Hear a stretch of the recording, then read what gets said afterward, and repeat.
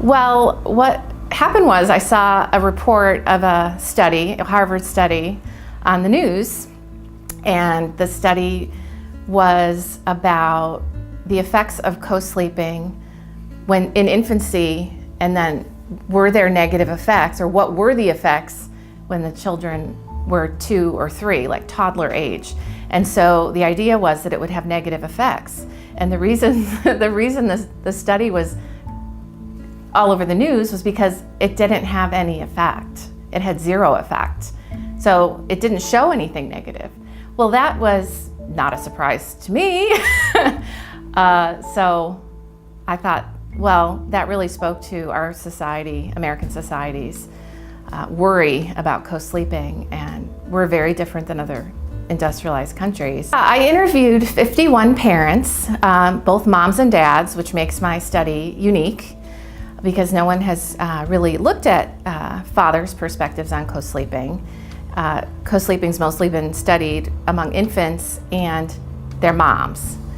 And I also looked at a wide range of children in terms of their age, so children anywhere from infancy to age 13, which is also different.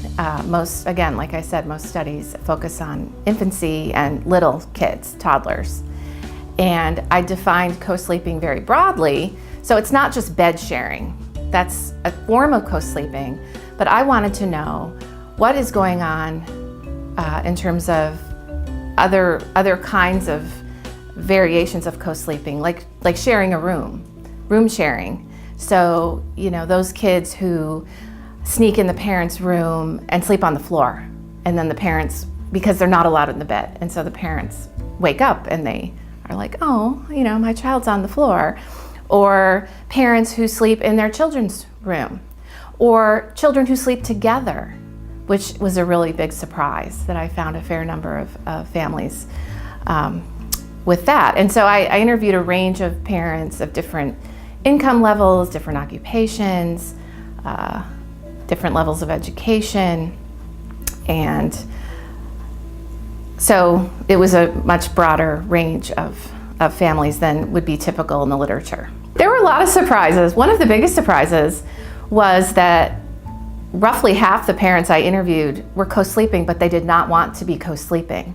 They were co-sleeping because they were exhausted, and they didn't necessarily want their children in the bed, although all parents found, some benefits and nice things about co-sleeping. But it was amazing how difficult it was for parents, especially working parents, to go through the process of keeping their children out of the bed.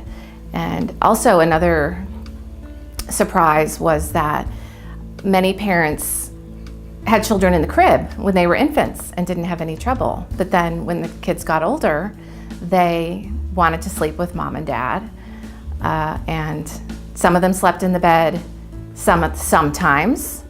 Some kids were, some kids in the same family, siblings, one slept in their bed just fine. The other wanted to sleep with mom and dad. I also found parents moving around. So it's not just the kids wanting to sleep with the parents, but sometimes parents were so fearful of SIDS and sleeping with their children, they would drag a mattress into the child's room and sleep next to the crib with their fingers kind of in the slats to soothe their child. The variation in sleeping patterns was just absolutely astounding, honestly. I did find some disagreement. I found probably more agreement than disagreement. In terms of spouses and partners, most of the time it was the dad who was not as inclined toward co-sleeping as opposed to the mom. But most of the dads, they were fine. All the parents viewed this as a temporary situation with, it was sometimes painful in the short term because sometimes it created disrupted sleep for the parents.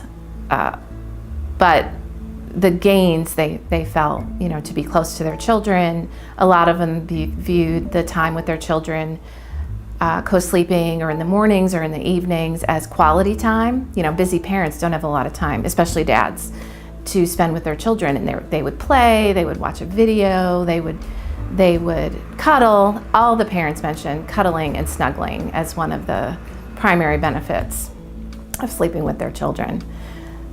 All of the parents also found many disadvantages. Well, I study families and well-being, whether that's emotional well-being, physical well-being, health, broadly speaking. And so I don't know if I'll be studying co-sleeping anymore per se, but I will be studying other societal influences and family dynamics that might negatively affect the health and well-being of parents and their children. So this is just one, piece of my larger research on, the sociology of families and well-being.